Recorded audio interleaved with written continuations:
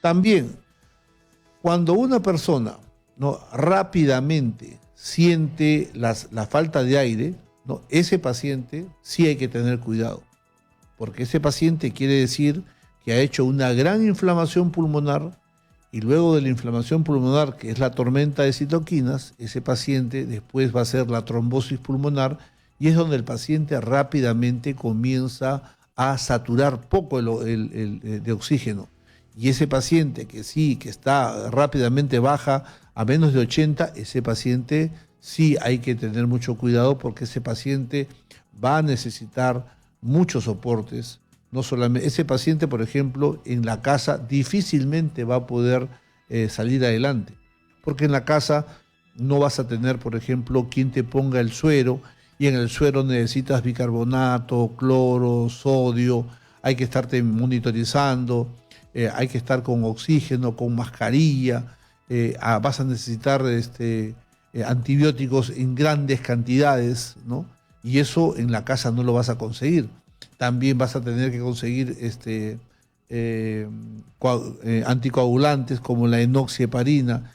Y si tú estás en el Perú profundo y sales a buscar en una farmacia de tu pueblo la enoxieparina, no la vas a conseguir, porque es un medicamento bastante sofisticado para los pequeños pueblos y obviamente no vas a encontrarla en ninguna farmacia. Por eso hay que decirle a la población cuándo podemos luchar en casa, ¿no? Si nosotros tenemos un paciente que está oxigenando muy poco y ese paciente rápidamente se ha descompensado, no es buena idea, no es buena idea luchar por ese paciente en tu casa. Es allí donde se requiere un conocimiento general, una comunicación eficaz, que lo que yo diga me entienda el paciente, ¿ok? Muchas personas van a tener a sus pacientes en sus casas por diferentes razones, porque de repente han ido al hospital y como el paciente estaba más o menos bien, ya lo han rechazado. Eso ha pasado en muchísimos casos y sigue pasando, porque la enfermedad es así. Muchas veces el paciente tiene fiebre, exitosa, tiene tos exigente y entonces se preocupa. Y entonces va al hospital. Pero ¿qué pasa? En el hospital están con tantos pacientes, que el hospital solamente va a recibir al paciente que está mal. Y para eso o le miden la temperatura, ¿no?, o le miden la saturación de oxígeno. Y como lo encuentran de 90 para arriba, el médico se confía y dice, no, este todavía está de 90 para arriba, o sea, este puede seguir en casa. Pero miren cómo es la mala comunicación. El médico, el que está de retén, sabe que adentro tiene muchos pacientes que están graves y trata de guardar las camas para los pacientes que estén mal. Eso es lo que piensa el médico en emergencia, en muchos lugares del país. ¿Y qué piensa el poblador? El poblador, que ya siente que le falta el aire, ¿okay?, va al hospital, pero está yendo de repente con 91. ¿Ok? Según el médico, 90 no es muy grave, pero lo que se olvidan es que ese paciente ayer estaba con 96 y ahora está con 91. Si un paciente baja de 96 de saturación de oxígeno a 91, es porque mañana va a estar en 85 y pasado va a estar en 80. Y traspasado, ese paciente está a punto de morir. Entonces miren lo que pasa. Y eso me lo han contado muchísimos pacientes, ¿eh? Muchos pacientes. Se sienten mal, van al hospital. En el hospital, ¿no?, lo examinan y le dicen, tú todavía no estás mal. Entonces el paciente se regresa y al día siguiente se sigue poniendo mal. Pero como ya le han dicho que no, entonces el paciente no va. Y ahí se empeora. Y en esa desinteligencia hemos perdido muchos pacientes. Y entonces es importante de que el peruano sepa que cuando ya el paciente está con un distrés respiratorio, es decir, que él realmente respira más de 22 minutos, más de 22 respiraciones por minuto, o si ese paciente, si él tiene un saturador y encuentra que está por debajo de 90 y ha llegado ahí rápidamente, no se queden en su casa, vuelvan al hospital, vuelvan a ir y peleen por sus pacientes, vuelvan a ir. Porque en la casa va a ser ya bastante difícil luchar, porque ya se necesitan otras armas y no las van a encontrar. ¿Ok? Ahora, por ejemplo, conseguir metilprednisolona, ¿no? Y además, ¿quién le va a poner la metilprednisolona a tu paciente? Tiene que ser en el hospital, salvo que tengas por ahí algún médico que te vaya a ver a la casa, y eso es muy difícil. Entonces, ¿cómo esto se puede evitar en provincias? Con una comunicación eficaz, buscando que alguna persona, ¿no?, pueda enseñarle a la comunidad, referirla. Por ejemplo, los curas, los padres, los sacerdotes en las iglesias tranquilamente podrían, ¿no?, comunicar esto a las personas que los van a visitar. O también en tantas iglesias adventistas que hay, también el pastor, ¿no?, podría empaparse y hablar con su feligresía y entablar una conversación de adiestramiento. Se necesita que la gente conozca la enfermedad, ¿no?, y que esté atento cuando exista fiebre. Por ejemplo, ¿en cuántas casas en estos momentos estarán faltando un termómetro? Te pregunto para que tú mismo te respondas. En tu casa, por ejemplo, ¿hay un termómetro? Porque a estas alturas del partido, no tener un termómetro es un descuido tremendo, ¿no? Una medición de la temperatura real y que tú la apuntes en tu cuaderno, ¿no?, es muy importante. Tanto por si tiene fiebre como si no tiene fiebre. ¿Por qué? Porque si tu paciente hace fiebre, ese paciente tiene mucho más probabilidades de hacer una enfermedad que vaya muy mal y pueda matar a tu paciente. En cambio, si tú mides la temperatura de tu paciente y ves que tiene 37,8, 37,6, 37,7, lo más probable es que a ese paciente no le pase nada. ¿Ok? Si tú tienes un paciente que tiene una gran sudoración, ya la gran transpiración, la gran sudoración inicial, ya es un problema, porque te está diciendo que el paciente está con una gran crecida de temperatura y además se está deshidratando. Hay dos problemas ahí. Un paciente que suda mucho, que se cambia 3, 4, 5 veces el polo, ese paciente se está deshidratando. Y entonces es importante reconocer el grado, por ejemplo, de los síntomas. Una sudoración profusa es mucho más importante, por ejemplo, de que pierdas el gusto o pierdas el olfato, ¿no? El hecho de que pierdas el olfato o pierdas el gusto, lo que te puede estar indicando es que sí estás frente a un COVID. Porque ¿cuántas veces habrás tenido gripe? ¿Cuántas veces habrás tenido tú un resfriado y el olfato nunca se te ha ido?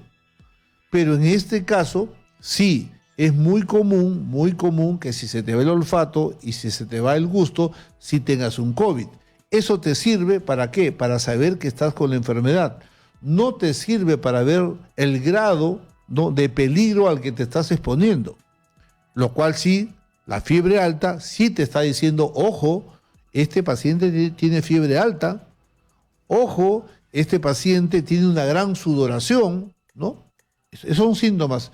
El hecho de una tos exigente, ¿no?, exigente, que no deja hablar al paciente, que no lo deja comer, que no lo deja respirar, también es un síntoma que hay que tener mucho cuidado. Cuando un paciente tiene una tos, pero una tos persistente y tose, ¿no?, ten mucho cuidado. Esa tos irritativa, ¿no?, te está diciendo que es muy probable que la carga viral, la cantidad de virus que has recibido es importante, ¿ok? Los pacientes que yo he visto que han evolucionado de muy mala forma, todos, según yo recuerdo la memoria, tenían una tos tremenda.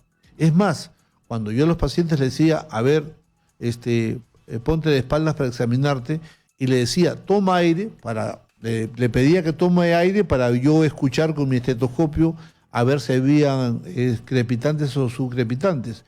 Todos los pacientes que estaban mal, ¿no? Apenas tomaban aire, comenzaban a toser insistentemente. ¿Por qué? Porque el aire, cuando pasaba por las vías respiratorias, obviamente estimulaba toda esa parte de la mucosa del árbol respiratorio y generaba una gran cantidad de irritación y una gran cantidad de tos. Por eso, si tú tienes un paciente que la tos es exigente, ten cuidado. Ahora, hay muchos medicamentos que sirven para la tos. No se te vaya a ocurrir en un primer momento tomar un antitusígeno. Eso no. Jamás hagas eso porque puedes enturbiar, puedes ocultar el cuadro. Los medicamentos que tienen allí en su conformación, en su fórmula, que tienen, por ejemplo, dextrometorfano o tienen la codeína, son dos sustancias muy usadas para calmar la tos. Pero ni se le ocurra, ¿no?, a un paciente que recién está tosiendo darle pues dextrometorfano o codeína. ¿Por qué? Porque van a estar enmascarando el cuadro y ustedes le bloquean el reflejo de la tos y el paciente se queda sintomático y por dentro se está infectando y cuando queramos reaccionar ya es muy tarde. No, estos antitusígenos se usan cuando el paciente ya está saliendo, tú sabes que ya tiene su inmunoglobulina M, su G, entonces tú ya sabes que el cuerpo ya se defendió, ya tiene anticuerpos y entonces hay muchos pacientes que recién en la parte final comienzan a hacer mucha tos. A veces es así, es al revés. El paciente al principio no hace mucha tos, pero después, cuando ya están de salida, tienen una tremenda tos. Tienen tanta tos que el paciente tiene el temor de que le está volviendo la enfermedad. Entonces, un paciente que ya tiene inmunoglobulina M, un paciente que ya tiene inmunoglobulina G, ya está saliendo del cuadro. Entonces, si ese paciente está que tose y tose, no puede dormir, allí le puedes dar también un antitusígeno. Pero la idea no es darle tantos medicamentos que se quede sin la tos. La tos, queridos amigos, es una forma de defensa y que jamás hay que bloquearla. No debemos buscar bloquear la tos porque la tos es buena. La tos es una forma de eliminar sustancias que nos están obstruyendo las vías respiratorias.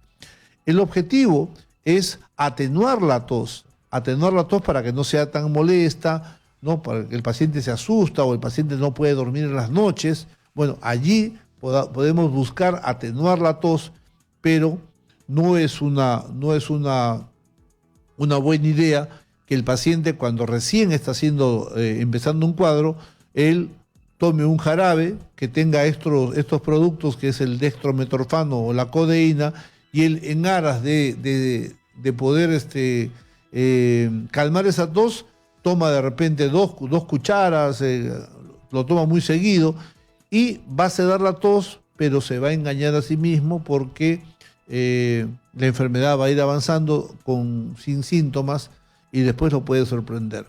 Entonces, debe quedar claro que una tos exigente es un mensaje de preocupación y hay que estar alerta. Obviamente que la falta de aire sí es el peor de los síntomas y el más importante, pero también hay que reconocer que muchísima gente se sugestiona y cree que no puede respirar. Y eso es cuando tiene un cuadro ansioso. Y hoy día la ansiedad está en primera línea, ¿no? Hay mucha ansiedad y hay causas justificadas para la ansiedad y por eso hay que controlar esta ansiedad, porque si no el paciente piensa que no puede respirar, que se está ahogando, que el virus está volviendo, y no es así. Cuando tú tengas en tu resultado la inmunoglobulina M y la G, es porque prácticamente ya tú estás del otro lado y te debes de sentir tranquilo. No te debe asustar que tengas estas inmunoglobulinas, porque más bien esto es una muestra de que tu cuerpo te ha defendido. Vamos a un pequeño corte y volvemos.